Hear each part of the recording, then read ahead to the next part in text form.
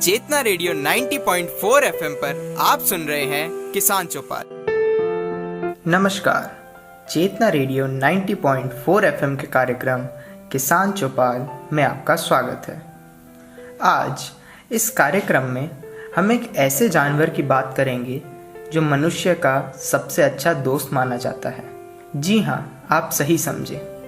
आज इस कार्यक्रम में हम कुत्तों की बात करने वाले हैं। कुत्ते वैसे तो खेती से इनका कोई सीधा संपर्क नहीं है, लेकिन ज़्यादातर लोग जो खेती करते हैं, खेत में रहते हैं, वह कुत्तों का पालन करते हैं। तो आज हम इनसे जुड़ी कुछ बीमारियों की बात करेंगे, क्योंकि अगर हमारे दोस्त को कोई बीमारी हो, यानी कि अगर हमारे पालतू पशु, हमारे पालतू कुत्ते को कोई बीमारी हो जाए तो वह हमारे लिए एक चिंता का बड़ा कारण बन सकता है। तो मुख्य रूप से आज हम दो बीमारियों की बात करेंगे। सबसे पहले जिस बीमारी की हम बात करने जा रहे हैं वह है canine distemper. Canine distemper virus क्या है? पालतू जानवरों के स्वास्थ्य संबंधी समस्या का पता लगाना कई बार मुश्किल हो जाता है, लेकिन यह पता लगाना ज़रूरी है कि हमारे पालतू जानवर कब अस्वस्थ महसूस कर रहे हैं। पालतू कुत्ते का बार बार छींकना, उनकी आंखों में पानी आना या फिर भोजन ना खाना आदि कुत्ते में संक्रमण का संकेत हो सकता है। कैनाइन डिस्टेंपर वायरस से होने वाला संक्रमण में भी ऐसे ही कुछ लक्षण देखने को मिलते हैं। तो आखिर कैनाइन डिस्टेंपर वायरस के लक्षण क्या हैं? डिस्टेंपर आमतौर पर 3 से 6 महीने के उम्र के पिल्लों में दिखाई देता है, लेकिन कभी कभी बड़ी उम्र के पालतू कुत्तों में भी ये पाया जा सकता है। प्रारंभिक चरण के दौरान कुत्ते की आंखों से पानी के साथ मवाद जैसा पदार्थ निकलता है। इसके बाद बुखार, भूख न लगना और नाक बहने जैसे लक्षण दिखाई देते हैं। तो अब इसके लक्षण में क्या क्या शामिल है आपको ये बताते हैं। लगातार बुखार आना, खांसी और उल्टी होना, दस्त लगना, नाक बहना, आँख में मवाद आना, बहुत ज़्यादा सुस्ती महसूस होना, कम भूख लगना, मवाद से भरे दाने या छाले बनना। आखिर कुत्तों में कैनाइन डिस्टेंपर का कारण क्या होता है? तो देखिए, कुत्तों में पैरामाइक्सोवायरस नामक वायरस के कारण डिस्टेंपर होता है, जो खसरा मनुष्य में होने वाली एक घातक बीमारी से संबंधित है। कैनाइन डिस्टेंपर निम्न तरीकों से फैल सकता है। आपका पालतू कुत्ता, आखिर वो तरीके क्या हैं जिनसे कैनाइन डिस्टेंपर फैल सकता है? तो देखिए, अगर आपका पालतू कुत्ता किसी संक्रमित जानवर के संपर्क में आता है, यह वायरस किसी संक्रमित जानवर के साथ भोजन या पानी के बर्तन साझा करने से भी फैल सकता है। इस वायरस की सबसे हानिकारक बात यह है कि यह वायरस कई महीनों तक कुत्ते के शरीर में बिना किसी लक्षण के भी रह सकता है, जिससे उसके आसपास रहने वाले अन्य कुत्तों में भी संक्रमण फैलने का खतरा रहता है। जिस तरह मनुष्यों में सर्दी जुकाम फैलता है, वैसे ही कुत्तों में यह बीमारी संक्रमित हवा के संपर्क में आने से होती है। यह वायरस नाक, आँख, मुंह के जरिए शरीर में प्रवेश करता है। तो अब बात ये आती है कि हमने इस वायरस के बारे में काफ़ी कुछ जान लिया, इस बीमारी के काफ़ी लक्षण जान लिए, लेकिन आखिर इस बीमारी का रोकथाम कैसे होगा?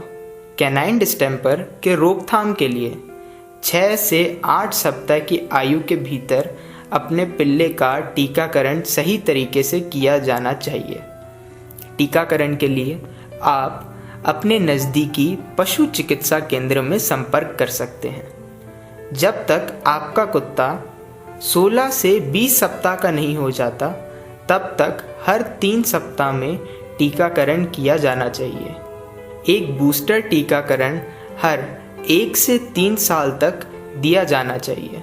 अब हम बात करते हैं कैनाइन डिस्टेंपर के इलाज के बारे में। दुर्भाग्य से इस बीमारी का कोई इलाज नहीं है, लेकिन उपचार के तौर पर लक्षणों को नियंत्रित करना शामिल है। हालांकि कैनाइन डिस्टेंपर का इलाज इस बात पर भी निर्भर है कि पालतू जानवर की प्रतिरक्षा प्रणाली कितनी मजबूत है और वायरस का असर कितना है। इसके अलावा यदि इस बीमारी का इलाज शुरुआती चरण में शुरू कर दिया जाए तो इसे आसानी से नियंत्रित भी किया जा सकता है। तो उम्मीद है आप कैनाइन डिस्टेंपर के बारे में काफ़ी कुछ समझ चुके होंगे। अब अगली बीमारी एक बहुत ही घातक बीमारी हो सकती है हमारे पालतू कुत्ते के लिए, जिसकी हम बात करने जा रहे हैं, वो है पार्वो वायरस। जी हाँ, आपने सही सुना, पार्वो वायरस। पार्वो या कैनाइन पार्वो वायरस एक अत्यधिक संक्रामक वायरल संक्रमण है जो कुत्ते के जठरांत्र पथ को प्रभावित करता है। ज़्यादातर मामलों में यह रोग 6 से 20 सप्ताह के पिल्लों को होता है। हालांकि ऐसा नहीं है कि सिर्फ छोटे पिल्लों में ही ये रोग देखने को मिलता है। कई बार बड़े कुत्ते भी इस बीमारी से प्रभावित हो सकते हैं। यदि दुर्लभ मामलों की बात की जाए तो पार्वो वायरस हृदय के कार्यों को प्रभावित कर सकता है और आपके पालतू कुत्ते की मौत का कारण भी बन सकता है। तो इसलिए अब हम बात करते हैं पार्वो वायरस के लक्षण की।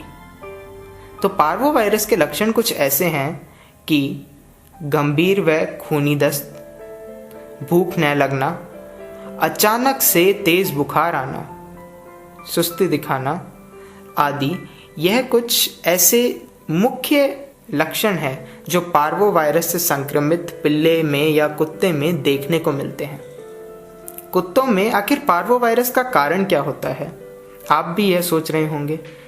पार्वो वायरस किसी संक्रमित जानवर के संपर्क में आने से हो सकता है।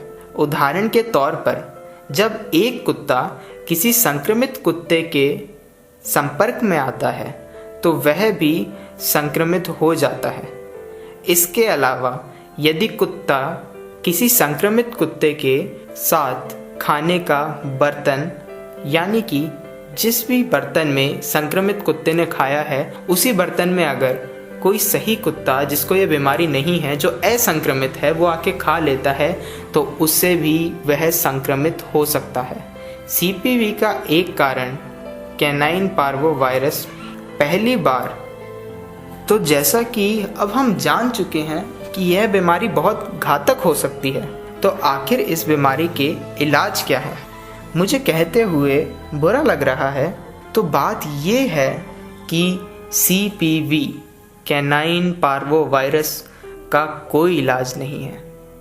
इसलिए उपचार में लक्षणों को नियंत्रित करना और उचित देखभाल ही शामिल है। ऐसे जानवर जो गंभीर रूप से इस बीमारी से ग्रसित हो जाते हैं, उन्हें अस्पताल में भर्ती करने की ज़रूरत पड़ सकती है। इसके लिए आप तुरंत ही कभी भी जब आप लक्षण देखें अपने किसी पालतू कुत्ते में, तो तुरंत ही अपने नज़दीकी पशु चिकित्सा केंद्र में संपर्क करें। जब पिल्ले को गंभीर रूप से दस्त या तेज़ बुखार की समस्या होती है या वह खाना पीना छोड़ के आपको दिखता है कि वो कमज़ोर हो जा रहा है, तो ऐसे में नमक की पूर्ति के लिए ड्रिप का प्रयोग किया जाता है, जिससे यह पोषक तत्व सीधा खून के जरिए अवशोषित होते हैं।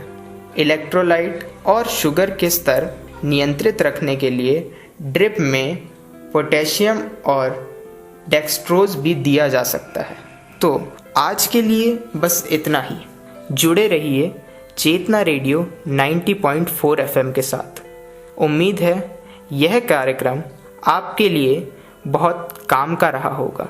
तो मिलते हैं कल इसी समय चेतना रेडियो 90.4 के कार्यक्रम किसान चौपाल में। धन्यवाद।